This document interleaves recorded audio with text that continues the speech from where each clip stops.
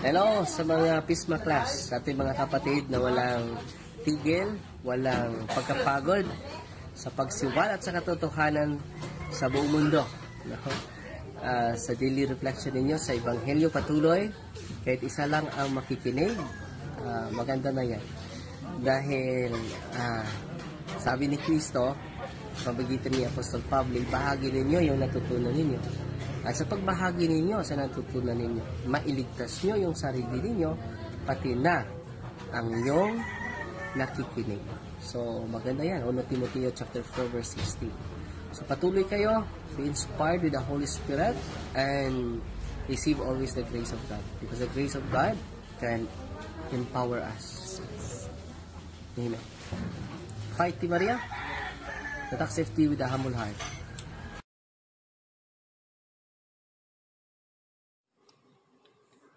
Pambungad na panalangin sa ngalan ng Ama, ng Anak, at ng Espiritu Santo.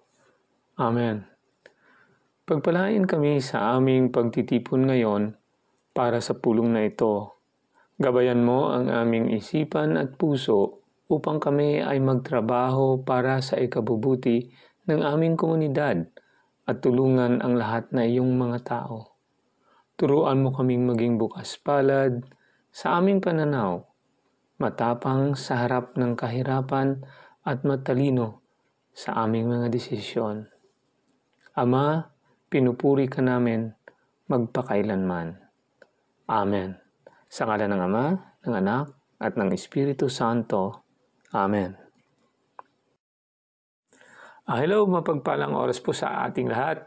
At welcome po. Welcome sa ating munting tahanan dito sa Facebook at sa YouTube, ang ating PESMA Plus. At sa pagkakataon na ito, tayo po ay magninilay na naman ang ating Gospel Reflections sa ating programa na PESMA, Pagnilayan ang Ebanghelyo sa Madaling Araw sa Pilipinas.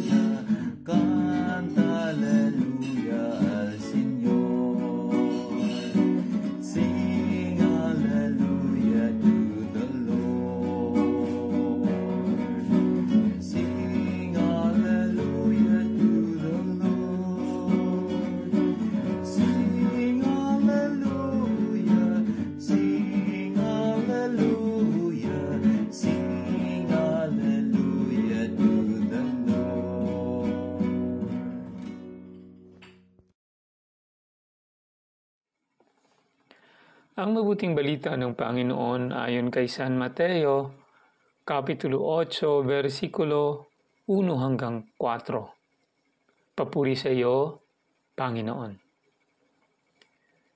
Nang makababa si Jesus mula sa bundok, sinundan siya ng napakaraming tao.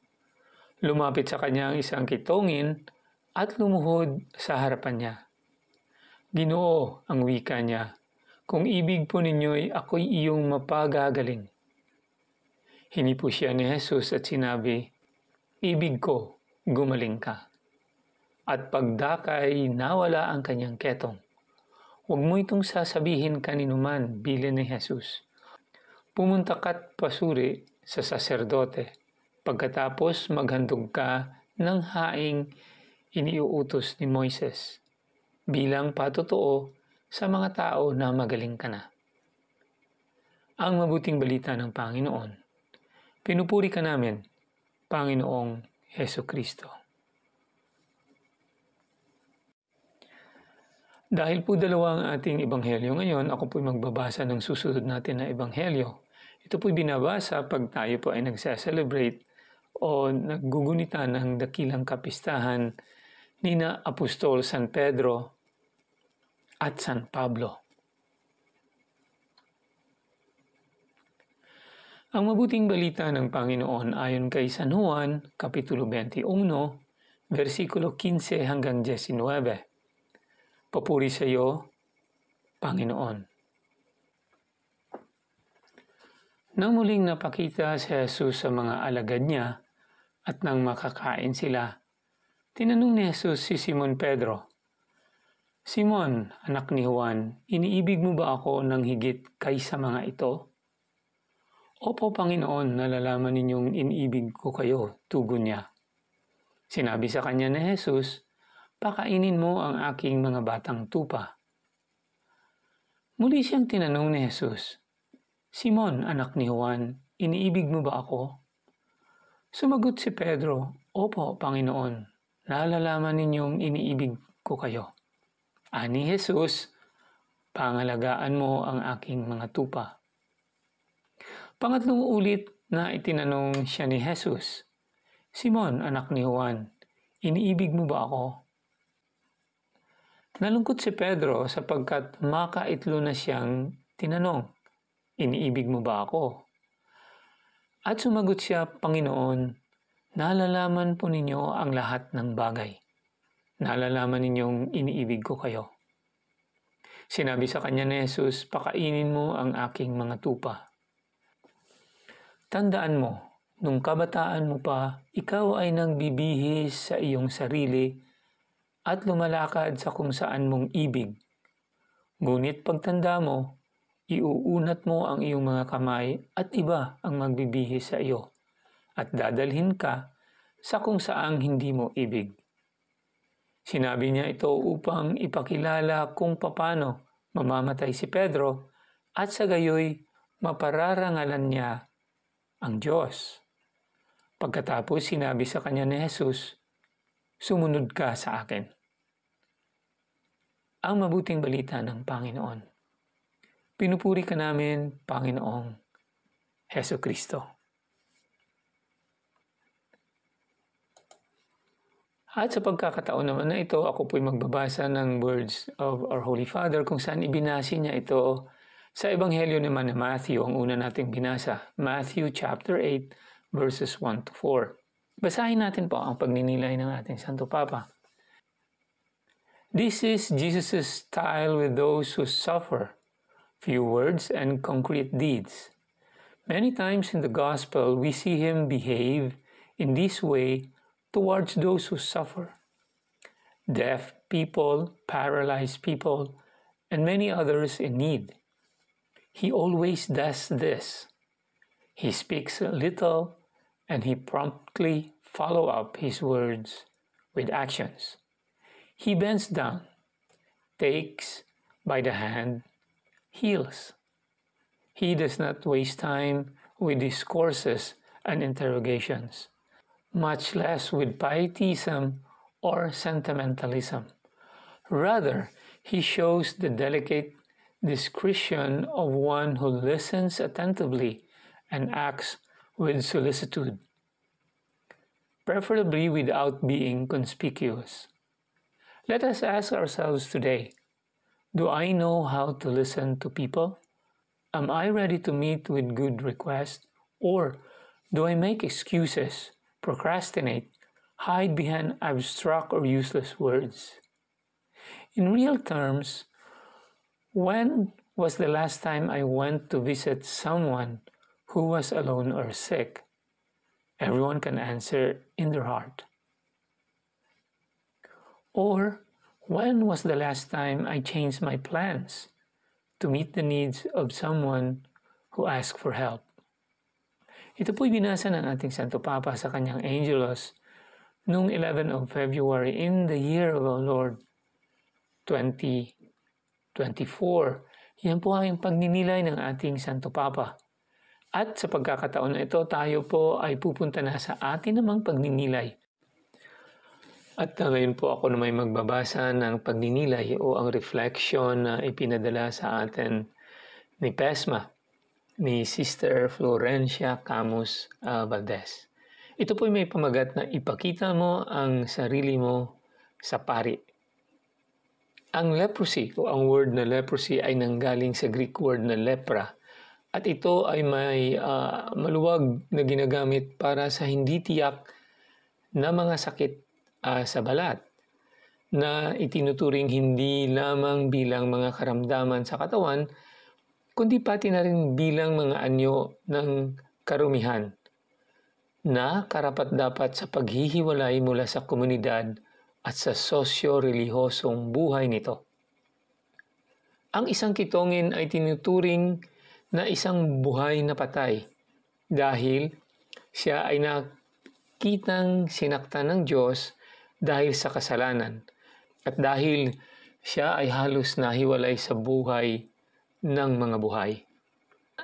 Ipinapalagay na ang Diyos ay maaaring mamagitan sa kakilakilabot na kalagayang ito sa pamamagitan ng kanyang mga mensahero at pagalingin ang kitongin. Kaya't ang Torah ni Moses ay naglatag ng mga regulasyon para sa pari na gumawa ng diagnosis ng sinumang nag-aangkin na gumaling, gayon din ang mga ritual ng paglilinis para sa pagpasok pabalik sa komunidad. Ito ang dahilan kung bakit pagkatapos pagalingin ang kitungin, sinabi ni Jesus sa kanya, "Pumunta ka at ipakita ang iyong sarili sa pari at ihandog ang kaloob na inuutos ni Moises." Sa pagpapagaling ng kitungin na hindi kaya gawin ng kautusan, ipinakita ni Jesus na siya ay higit sa kautusan. Ngunit hindi niya ito isinasantabi.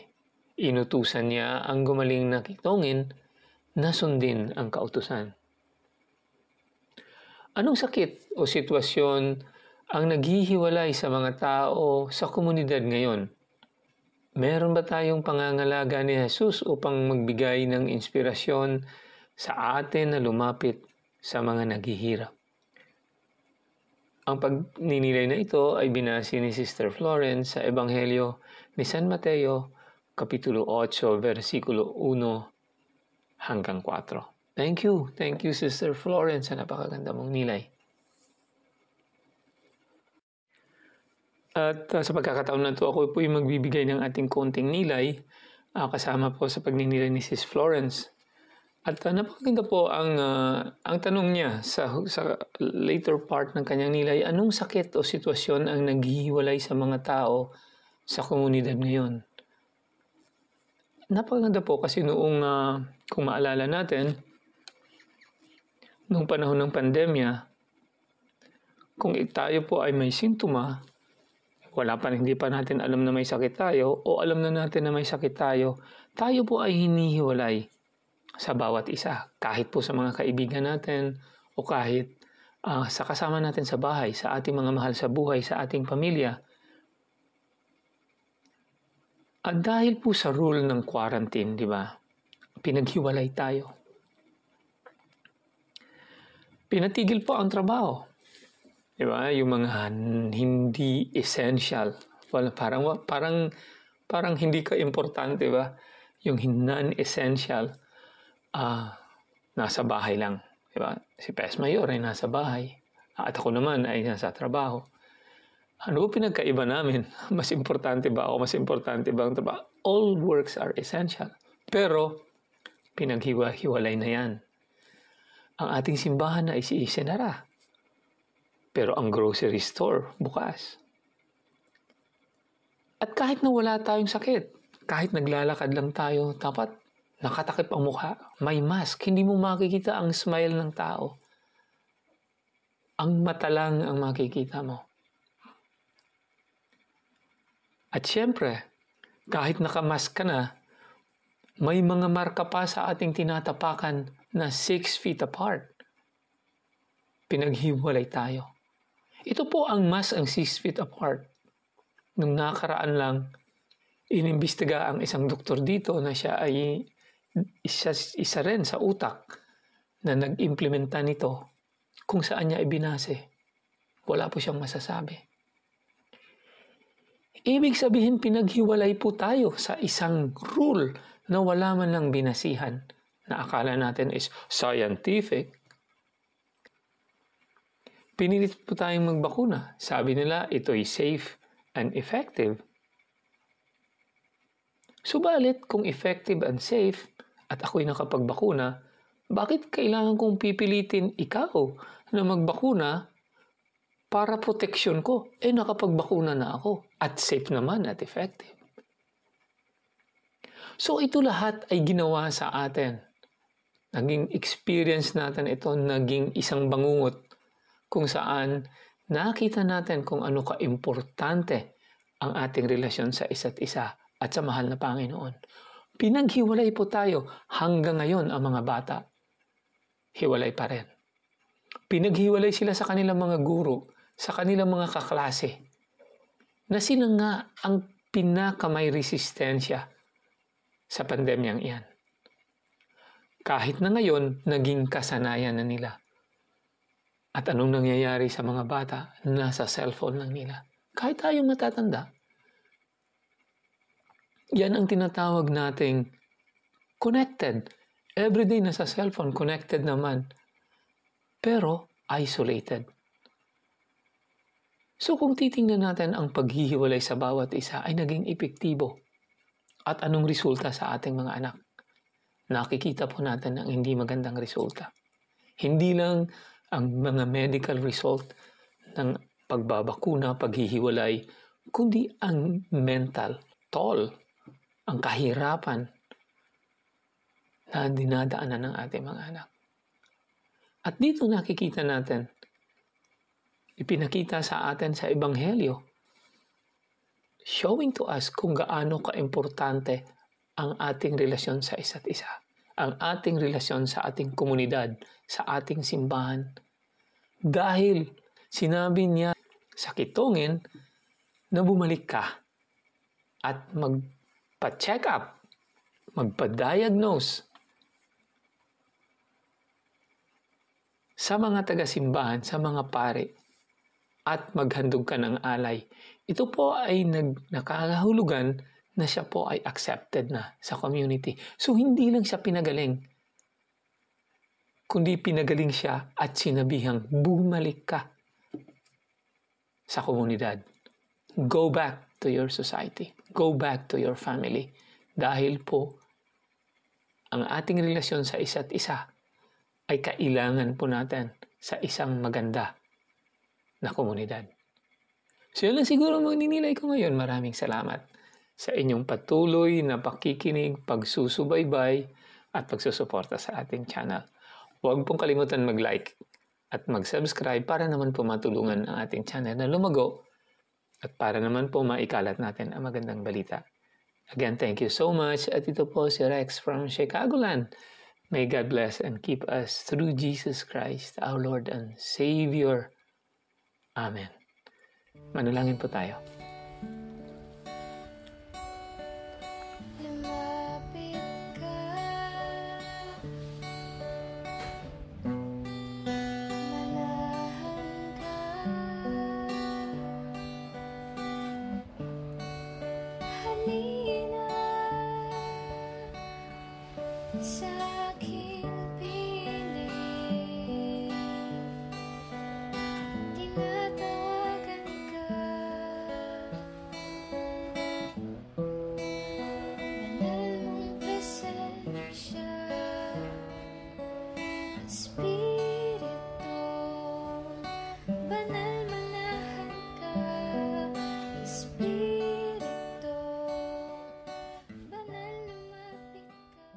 Prayer for the indwelling of the Holy Spirit.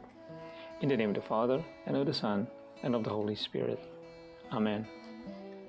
Holy Spirit, powerful consoler, sacred bond of the Father and the Son, hope of the afflicted, descend into my heart and establish in it your loving dominion. Enkindle in my tepid soul the fire of your love, so that I may be wholly subject to you. We believe that when you dwell in us, you also prepare a dwelling for the Father and the Son. Deign, therefore, to come to me, consoler of the abandoned souls and protector of the needy. Help the afflicted, strengthen the weak, and support the wavering. Come and purify me. Let no evil desire take possession of me. You love the humble and resist the proud. Come to me, glory of the living and hope of the dying. Lead me by your grace, that I may always be pleasing to you. Amen. In the name of the Father, and of the Son, and of the Holy Spirit. Amen.